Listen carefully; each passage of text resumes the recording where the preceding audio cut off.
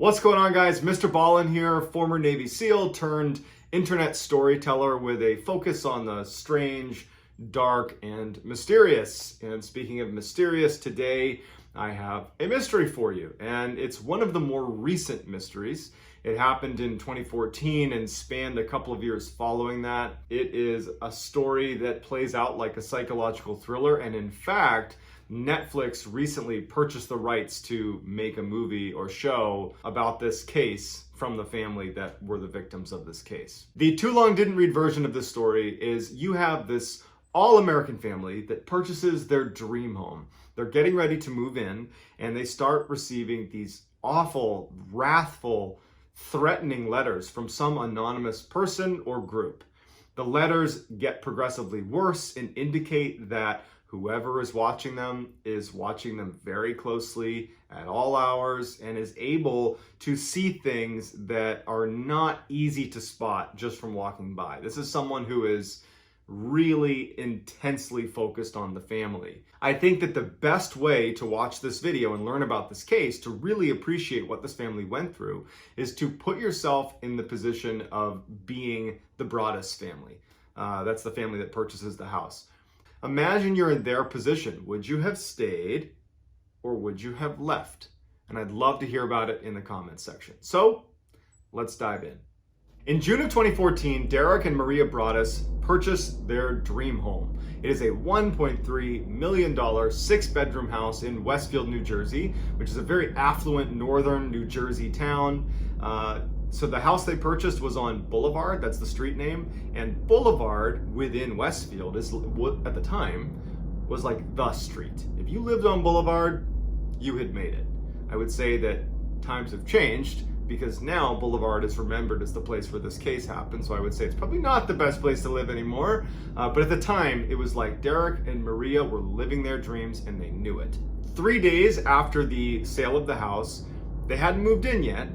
Derek had gone to the house to do some painting of the walls and some simple house renovations. I think he was just so excited about this house. He just wanted to go over and just kind of be in the space. So his wife and his kids are back at their old house that they had sold but hadn't moved out of yet. And so he's at the new house and he's doing these simple renovations and he's like, you know what, I'm gonna check the mail. Because even though they'd only owned the house for 3 days, he was like, you know what the heck, see what it feels like to go collect the mail, because this is gonna be my new home. And so he goes out and he opens the mailbox, and inside is this little tiny card-shaped envelope addressed to the new owners. Dearest new neighbor at 657 Boulevard, allow me to welcome you to the neighborhood. 657 Boulevard has been the subject of my family for decades now, and as it approaches its 110th birthday, I have been put in charge of watching and waiting for its second coming. My grandfather watched the house in the 1920s, and my father watched in the 1960s. It is now my time. Do you know the history of the house? Do you know what lies within the walls of 657 Boulevard? Why are you here? I'll find out. The letter goes on to identify what kind of car they were driving. It was a Honda minivan. It went on to say how many contractors were in and around the house over the past couple of days that were doing some renovations on the house. It even said that, I believe I've counted that you have 3 children. Someday I will learn their names and I will call to them and I will take them from you. It's like this. It's like a reconnaissance of his family had already begun as soon as they moved in. And so Derek is reading through this letter and he's realizing that whoever is sending this is not a friendly neighbor at this point. This is someone who is out to harm them in some way. So he takes the letter, he runs back into the house, shuts all the windows, locks all the doors, leaves the house and goes right back to his wife and his kids that are at their old home. And they promptly call the police. Police show up, they read the letter, and they're like, what is this? Do you have enemies? Who wrote you this? Because even the language inside the letter was like, it was not quite Old English, but close. It was like this bizarre writing, and it was just very stalkerish and awful, and the police just don't really know what to make of it. And Derek and Maria are obviously very upset. They haven't even moved into the house yet, but this is a big cause for concern. So the letter did not have a return address, but at the end of the letter it just said, "Who am I? I could be someone that's walking by your house every day. I could be someone driving by your house every day. I could be one of your neighbors. I could be anybody that you see at any given day, and you'll never know." And then it just says, signed, The Watcher. After the police leave that night and promise to launch their own investigation, Derek and Maria, they're totally on edge. And so they write an email, even though it's super late, to the Woods family. They're the family that sold the house to Derek and Maria. And they say, hey, we just got this strange threatening letter. Have you received anything like this? Because the Watcher claims to have been watching you for the entire time you were there. And the Woods family writes back and they say, 3 days, I think it was 3 days before we actually left the house, we did receive a letter. It wasn't threatening. It was just thanking us for our time in the house and treating it with respect, and that it would be taken care of going forward, and that this person would look after the house for us. And it was signed The Watcher. But to be honest, we didn't think much of it. We crumpled it up and threw it away. So the Broadduses decide that they are not going to rush to actually move into the new house. They had thought about doing it, but they decide with this letter that maybe it's best to hold off a little bit. And so Derek and Maria would do day trips with the kids. They'd go do day trips, do some renovations, make sure that the contractors that were there were doing a good job getting the house in order, and then they would come back to the house that they were still living in. About 2 weeks after that letter was found, Maria is there with the kids, and she gets to the new house and she sees there's a letter from the Watcher, the same envelope, same writing on the outside. And so she immediately calls the police even before she reads it. She opens it up and it says, "Welcome again to your new home at 657 Boulevard. The workers have been busy and I have been watching you unload carfuls of your personal belongings. The dumpster is a nice touch. Have they found what's in the walls yet? In time, they will." The Watcher goes on to identify each of their kids by nickname and by birth order, which implies that whoever this was close enough to Maria or to Derek when they were speaking directly to their kids using their nicknames that they overheard. Because it's one thing to know the children's full names, because it's possible that you could have looked it up online or something, but to know their nicknames, that implies a level of proximity that even though they knew the Watcher was probably in the neighborhood, almost definitely, this meant they were practically on top of one another. And it gets creepier. The Watcher also in this letter asks, about one of the children and says, is she going to be an artist? I saw her using her easel yesterday. Well, the easel that this girl had been using is in a back room of the house that is mostly obscured by trees and shrubbery. There's really only one vantage point where you could see this child, and it would mean you're right on the property, like pretty much in plain view of anybody there. And with Maria and Derek and basically everyone on high alert looking for this person, it seems odd that they could be able to see this girl working at her easel in this kind of hidden back room and not be spotted. And then, of course, to kind of seal the deal, making this letter just totally terrifying, they go on to say, "Do your kids go in the basement? I'd be afraid if I were them. It's far away from the rest of the house, and if you were upstairs, you would never hear them scream. Who has the bedrooms facing the street? I'll know as soon as you move in. Then I can plan better." So at this point, Derek and Maria are in full crisis mode, because it's one thing to be watched, which is bad. It's another when the person watching you is now overtly threatening your family, your kids. It's a bad situation. So Derek and Maria at this point, they don't know if they're even ever going to move into this new house. It felt unsafe. And so for a few weeks, they're kind of teetering on whether it's worth moving in or not. And so that they aren't there. They're not going to the new house at all. And a third letter arrives basically saying, where are you? The house misses you, obviously from the Watcher. At one point between the first letter and third letter, Derek was speaking with John Schmidt, who lived 2 doors down from their new property on Boulevard. And John was saying that Derek ought to look into the Langfords. It was a family that lived right next to their new house, kind of a little bit of a strange family. It was a 90-something-year-old mother and her adult children who lived with her, who were all in their 60s. And one of the children, Michael, he was just known in the area about being a little bit odd. Like, he would just kind of creep out other people. It wasn't uncommon to have him like walk across people's property, like little things like that, like looking in windows, just giving the vibe that he was a little bit strange and people didn't really like being around him. So Derek brings it up to the police that, hey, you should look into Michael Langford. He lives right near us. Neighbors are saying he's a little bit off. The police were like, actually, he was the first person we talked to. We brought him in, we questioned him, he denied it, we have no evidence tying him to it, and we just don't think it's him.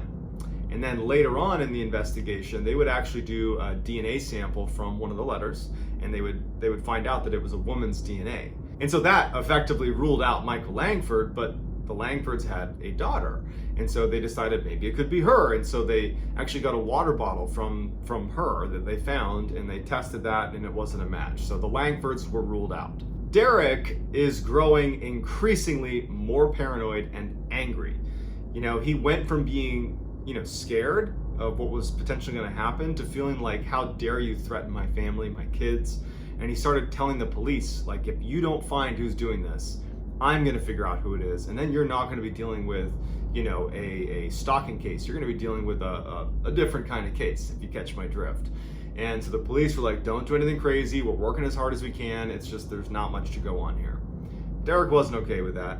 He set up this elaborate camera system in and around his house. The new house. He started staying at the new house, turning off all the lights and crouching behind windows and staring at the mailbox in hopes of being able to confront anybody who went near it.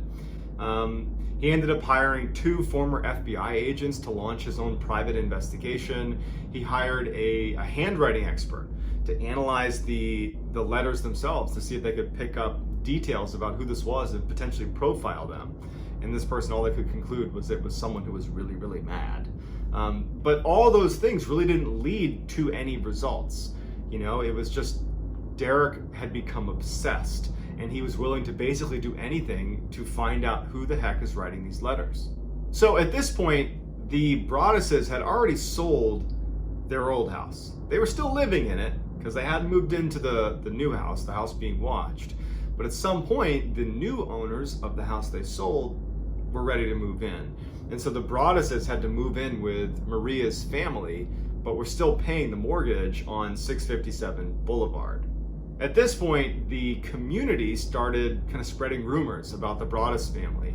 People believed that the reason they weren't moving into this beautiful new home was, they were getting a divorce, or they had some legal problems.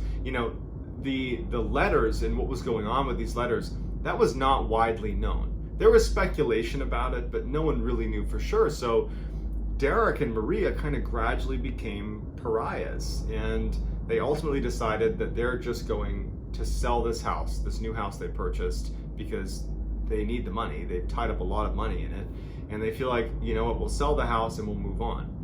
But by the time they listed it, enough rumors were circulating about the weirdness around that house and why no one was moving into it, and the weirdness with Derek and Maria, that nobody wanted to buy. And so they initially list this property above what they paid because they had put $100,000 into the house in renovations. They just kept doing renovations, and that was their way of justifying not moving in. They were like, we'll keep fixing it up. It'll be better once we move in. But, so they put $100K in, and no one bid. They lower the price, no one bid. They continued to lower the price to where it was like a full-blown deficit. Still, no one made an offer, so it sat vacant. At this point, Maria and Derek turned their frustration towards the previous owners, because as I mentioned earlier, they had received a letter from the Watcher. Granted, it was, at the very end of their stay in this house, but it was before they gave over the keys to the Broaddus family, and Derek and Maria felt like the fact that they got an anonymous letter that was literally signed The Watcher, that name alone was kind of ominous enough that they felt like the Woods family should have disclosed that to the Broaddus family before they moved in. And so they filed a legal complaint against the Woods family, basically saying that you held information that potentially would have kept us from moving in and not having this problem. Well, Derek and Maria were assured by their legal team that at most, a small legal newswire might pick up this lawsuit, and that would be it. But the story it got picked up by a number of outlets. The fact that they were filing a complaint against the previous owners over basically a stalker. And all of a sudden, they were all over the news. The Broaddus family had over 300 media requests. There were TV stations and news stations camped out on their front lawn. Everybody wanted to know what's going on with this bizarre, watcher. It became this huge thing. And so for Derek and Maria and their family, they had to vacate Westfield because it was basically not only unsafe because they were being watched by this phantom menace, but now they couldn't escape the media pressure and all the speculation from their nosy neighbors. It was just a total train wreck. Finally, the Broaddus family got some good news, literally years after this first letter is sent and they tied up all their money in this new house. A family agrees to rent the house. Now, this is going to be at a loss for the Broaddus family. The rent money will not even cover the mortgage, but to them who've just been sitting on this worthless property that's just been eating away at their finances, this was a huge win. The Broaddus family, they put into the contract with this new family that, hey, you know what's going on here with the watcher. If you get another letter, you're able to renege on this contract. And so the new family moves in, and 2 weeks into being there, what do you think happens? Another letter shows up. You wonder who the watcher is. Turn around, idiots. Maybe you even spoke to me, one of the so-called neighbors who has no idea who the watcher could be. Or maybe you do know and are too scared to tell anyone. My soldiers of the boulevard followed my orders to a T. They carried out their mission and they saved the soul of 657 Boulevard with my orders. All hail the watcher. The renter was also mentioned in this letter and was definitely spooked. But they decide that they're still willing to stick around because they knew going in this could happen. They just asked that the Broaddus family install even more cameras. And so they did that, they installed more cameras, and they decided to stay.